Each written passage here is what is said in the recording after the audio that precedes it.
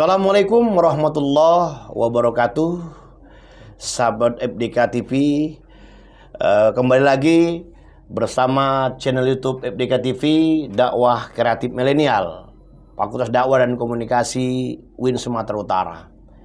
Dalam kesempatan sore hari ini, senang setelah hadir bersama kita di studio FDK TV narasumber kita yang jauh-jauh datang dari Timur Tengah, tepatnya dari University di Iran. Alhamdulillah sudah hadir bersama kita Profesor Qasim Muhammadi MA PhD. Assalamualaikum Ustadz. Waalaikumsalam. Apa kabar Ustadz? Alhamdulillah. Alhamdulillah Ustadz. Ya, senang ya bisa bertemu dengan Ustadz di FDK TV UIN Sumatera Utara. Dalam hal ini suasana Ramadan Ustadz ya. Kita coba untuk berbincang-bincang seputar bagaimana perkembangan masyarakat Islam di Iran dikaitkan dengan suasana Ramadan kali ini. Karena kalau kita melihat sekarang Ustadz, banyak yang mengartikan dengan kondisi Islam di Iran itu dengan paham Syiahnya, yang berpikir yang ada yang positif dan ada juga yang negatif. Bagaimana juga dengan perkembangan masyarakat Islam yang minoritas di Iran. Nah, mungkin dengan ini Ustadz sebagai pelaku langsung di Iran bisa menggambarkan bagaimana kondisi Islam yang sebenarnya saat ini di Iran. Barangkali itu Ustadz bisalah digambarkan. Persilakan Ustadz, kira-kira gimana menurut Ustadz? Ya. Auzubillah minasyaitonirrajim. Bismillahirrahmanirrahim. Allahumma shalli ala Muhammad wa ala Muhammad. Sayang sekarang ini kalau media itu dikuasai nampaknya musuh-musuh Islam. Dan oleh karena itu kalau kabar-kabar yang biasanya kita dapat ada banyak misinformasi baik di berita ataupun di sosial media di sosial media itu ada banyak kabar palsu ya, dan alhamdulillah bisa kita adakan kesempatan ini agar bisa kita tabayyun dulu ini secara langsung kita bisa insyaallah tabayyun dulu bagaimana kondisi orang muslim Syiahnya ataupun Ahlus Sunnahnya, karena di Iran pun walaupun mayoritasnya Syiah, tapi ada Ahlus Sunnah juga, ada minoritas. Oh, ada ya? Ada. Minoritas hampir 15% dari Ahlus Sunnah wal Jamaah, saudara-saudari kita dari Ahlus Sunnah, alhamdulillah ada dari macam-macam mazhab. Dari mazhab Imam Syafi'i ada, Imam Abu Hanifah ada, dari Imam Malik juga sedikit ada. Dan alhamdulillah tidak ada bedanya di antara Syiah Sunni ini, alhamdulillah aman. Di Iran itu alhamdulillah nggak ada masalah di antara Syiah Sunni, dan alhamdulillah kedua-duanya menunaikan ibadah puasa ini pada bulan Ramadan. Dan ya betul, kalau budaya bulan Ramadan agak mungkin beda di antara Timur Tengah dan mungkin Indonesia ya. Tapi masih hampir sama, yakni masalah iftarnya, bagaimana sahurnya ya. Kalau kami juga kalau waktu iftar biasanya ada banyak orang yang mau ke pasar-pasar mau beli makanan iftar itu. Juga kalau sesudah iftar kita silaturahmi sama ayahnya atau orang tuanya. Ya, betul. Oleh karena itu kalau ininya budaya seperti itu alhamdulillah sama, tapi ada mungkin kecil-kecil budaya yang mungkin agak beda. Jadi kira-kira Ustadz, bagaimana masyarakat Iran itu dalam menyikapi perbedaan-perbedaan yang terjadi di Iran, termasuk tadi ada ahli sunnah, ada sunni dan yang lainnya gitu. Bagaimana kira-kira menurut Ustaz?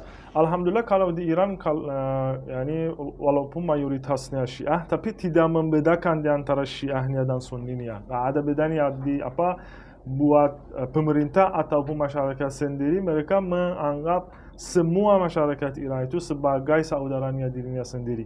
Oleh karena itu alhamdulillah luar biasa. Kalau saya sudah pernah karena daerah-daerah Ahlus Sunnah itu ada daerah khas Ahlus Sunnah, yakni mayoritas sebagian daerah mayoritas Ahlus Sunnah ya, dan alhamdulillah nggak ada masalah. Saya sebagai seorang Syiah, saya pergi ke sana, saya ke rumah ada teman yang Ahlus Sunnah, dan yang mungkin lucu bisa kita temukan di daerah Ahlus Sunnah itu ada satu keluarga ayah Syiah, ibu Sunni, Kalau anak-anaknya ada yang Syiah, ada yang Sunni, ada bedanya. Ya, alhamdulillah tidak masalah. Kalau Syiah sholat di Masjid Ahlus Sunnah, kalau ada hari raya, hari rayanya luar biasa. Syiah bersama Ahlus Sunnah, mereka sholat Idul Fitri, dan alhamdulillah tidak ada masalah di antara. Kalau dulu semua Timur Tengah ini begini, nggak ada masalah, nggak ada bedanya di antara Syiah Sunni. Masuk Amerika, masuk ekstremisme ke Timur Tengah itu sayangnya sudah menjadi problem ya, adu domba di antara Syiah. Tapi alhamdulillah kalau Iran itu alhamdulillah masih aman. Aman ya. Jadi artinya Ustadz, berarti Iran itu cukup menghargai masyarakat minoritas ya. Betul ya. Bahkan kalau kita kaitkan negara Iran itu dengan Indonesia itu kan sama-sama republik ya. Ya betul. Artinya mereka juga punya presiden. Jadi bagaimana kira-kira kondisi kepemerintahan di Iran itu dengan masyarakat yang minoritas, apakah sama seperti di Indonesia perlakuannya gitu terhadap negara gitu? Ya alhamdulillah sama, tidak ada bedanya. Bahkan ada minoritas minoritas beragama di Iran itu bebas. Kalau dari Islam ya ada Syiah, ada Sunni. Kalau Sunninya bebas, kalau mau pelaksanaannya menurut madhabnya sendiri boleh, tidak masalah. Kalau mau buat masjid sendiri tidak masalah. Ulama-ulama bahkan kalau dananya pesantren-pesantren Ahlus Sunnahnya dikasih pemerintah, ulama-ulamanya gajinya dapat dari pemerintah Syiah, tidak ada bedanya. Ya, atau insuransi itu kalau Syiah dapat insurans, juga Ahlus Sunnah juga dapat insurans. Bahkan kalau ulama-ulamanya gajinya atau semua. Kalau di parlemen Iran sekarang tergantung jumlah Ahlus Sunnahnya di Iran, hampir 20 parlemen member dari golongan Ahlus Sunnah. 20 ya. Dari Zoroaster juga ada di Iran, satu parlemen member, wakil parlemen dari Zoroaster. Dari Yahudi juga ada. Dan dari Kristen ada 3. Tapi Yahudinya Yahudi anti-Zionis. Ya, kalau ada demo anti-Israel itu mereka di depan, mampus Israel. Jadi Yahudinya juga membela dari Palestina itu. Oleh karena itu kalau masalah minoritas agama di Iran itu alhamdulillah tidak ada masalah. Baik, sahabat FDK TV, cukup menarik ya. Ternyata memang Ustadz untuk ke Indonesia ini sudah berapa kali kira-kira Ustadz ke Indonesia ini? Sudah lewat 10 kali alhamdulillah. Alhamdulillah. Tapi ke Medan berapa kali nih, Ustadz? Ke Medannya 2 kali. 2 kali ya. Jadi alhamdulillah Ustadz Prof. Muhammadi M. Afisdi ini sudah 2 kali ke Medan. Dan kali ini sahabat FDK, beliau sebagai dosen tamu di UIN Sumatera Utara, khusus di Fakultas Dakwah dan Komunikasi. Beliau selama 10 hari lebih kurang berada di Medan untuk memberikan perkuliahan di Fakultas Dakwah dan Komunikasi. Alhamdulillah kita ambil waktu beliau untuk podcast di FDK TV. Alhamdulillah sudah bisa bersama kita. Jadi dapat kita lihat bahwasannya ternyata perkembangan Islam di Iran itu, apa yang dibayangkan oleh masyarakat Islam di Indonesia ini tidak seperti itu sebenarnya ya Ustadz ya.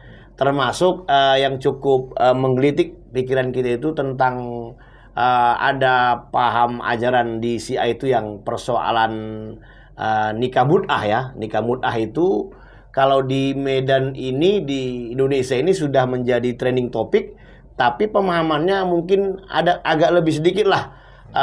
Ustadz sampaikan kira-kira di mana paham terhadap nikah mut'ah itu yang diterapkan di Syiah di Iran itu kira-kira. Iya. Ini kalau itu pembahasannya agak mungkin mencakup waktu yang besar, waktu agak lebih luas ya. Tapi saya mungkin dalam secara singkat saya bisa simpulkan bahwa kalau nikah mut'ah itu kita ketahui bahwa tidak ada bedanya di antara Syiah atau Sunni atau Salafi atau mazhab yang lain itu. Gitu ya. Itu ada dalam Al-Qur'an. Ada ya? Ayat 24 dari surah An-Nisa ya. Famastamta'tum bihi minhunna fa'atuhunna ujurahunna fariidha. Ini sejarahnya ada, riwayatnya di buku Al-Quran, suci Al-Quran, dan di sunnahnya Rasulullah SAW ada. Tapi kalau ikhwanuna ahlus sunnah itu, saudara-saudara ahlus sunnah biasanya bilang bahwa ayat ini sudah nasakh. Tapi ada sebagian mazhab yang bilang belum nasakh itu. Karena itu ada di satu keadaan khas yang dihalalkan Rasulullah SAW. Oke, ini pertamanya, oleh karena itu kalau asal dasarnya itu ada di Al-Quran dan Sunnah. Keduanya, apakah itu mut'ah itu tanpa syarat, nikah tanpa syarat, kawin tanpa syarat? Enggak begitu. Hampir semua syarat yang harus dipenuhi dalam nikah permanen itu harus dipenuhi dalam nikah mut'ah itu, termasuk ijab dan kabul, mahar, izin dari walinya gadis itu. Dan kalau ada anak dilahirkan, ini ayahnya yang harus bertanggung jawab. Kalau ada hubungan badan, wanita itu harus masa iddah harus dijaga. Semuanya itu harus dilakukan. Dan ketiganya itu dalam keadaan darurat, tidak dalam semua keadaan, karena itu dihalalkan Rasul dalam keadaan perang dan darurat. Karena pada perang ada perang, sahabat Rasul bilang kepada Rasul, ya Rasulullah, apa yang kita harus lakukan? Kita jauh dari keluarga, dari istri. Ini tidak boleh, itu tidak boleh, ya. Dan ini mut'ah saja. Oleh karena itu dalam keadaan darurat, yakni sebagai suatu solusi agar orang tidak al-'iyadzu-billah berzina. Dan keempatnya, di negara-negara Syiah itu sendiri jarang bisa ditemukan orang yang mut'ah. Karena karena nggak ada keadaannya atau syarat-syarat yang ada, tidak mut'ah, ya. Saya belum. Ustaz belum ya? Ya, dan saya juga belum tahu orang yang sudah. Jarang bisa kita temukan orang seperti itu. Oleh karena itu, nampaknya kalau gambar yang digambarkan di luar Iran itu agak beda dengan niatannya itu, ya. Iya, luar biasa Ustadz, pandangan-pandangan ternyata sahabat FDK bahwasannya memang paham nikah mut'ah itu tidak seperti apa yang dibayangkan oleh masyarakat Islam di Indonesia. Ternyata memang ada syarat, ada juga hal-hal yang harus terpenuhi, tidak serta-merta nikah mut'ah itu seperti segampang membalikkan telapak tangan, ya Ustadz, ya. Jadi kira-kira sahabat FDK bisalah sedikit kita tergambar dengan kondisi Islam di Iran dengan di Indonesia itu ternyata tidak jauh berbeda, dan sama seperti di ahli sunnah juga terjadi juga perbedaan-perbedaan, tapi itu juga menjadi rahmat, sama seperti kita Indonesia. Baik, Ustadz, kira-kira bagaimana suasana perasaan Ustadz selama berada di Medan ini? Kira-kira apakah suasananya cocok, hawanya gimana kira-kira? Coba sedikit Ustadz bisa gambarkan kondisi kita di Medan gimana kira-kira? Alhamdulillah, luar biasa. Luar biasa, ya. Saya harus berterima kasih kepada Anda dan juga ikhwan yang lain yang alhamdulillah sampai sekarang ini saya merasa di rumah saya, ya. Aduh, alhamdulillah, luar biasa Ustadz, ya. Begitulah sahabat FDK, pemikiran-pemikiran dan pandangan beliau Prof. Qasim Muhammadi M.Hafizdi ini. Beliau merasa sudah macam di rumahnya sendiri, karena memang kita ini sesama muslim adalah bersaudara. Mudah-mudahan Ustadz, hari ini Ustadz bisa datang ke Medan. Kami berharap dari UIN Sumatera Utara, khususnya Fakultas Dakwah UIN Sumatera Utara ini bisa kita ke Iran, ya. Di IOM University bisa bertemu dengan Ustadz di Iran, kan. Itulah harapan kita. Mudah-mudahan dengan bincang-bincang Ramadan seputar tentang Islam di Iran dan kondisi hari ini, suasana Ramadan bisa membuka cakrawala berpikir kita sebagai sahabat FDK TV dimanapun kita berada. Terima kasih Ustadz atas waktunya. Sama-sama. Mudah-mudahan ini ada manfaatnya buat kita semua untuk kemajuan Fakultas Dakwah di UIN Sumatera Utara yang kita cintai. Terima kasih. Assalamualaikum warahmatullahi wabarakatuh.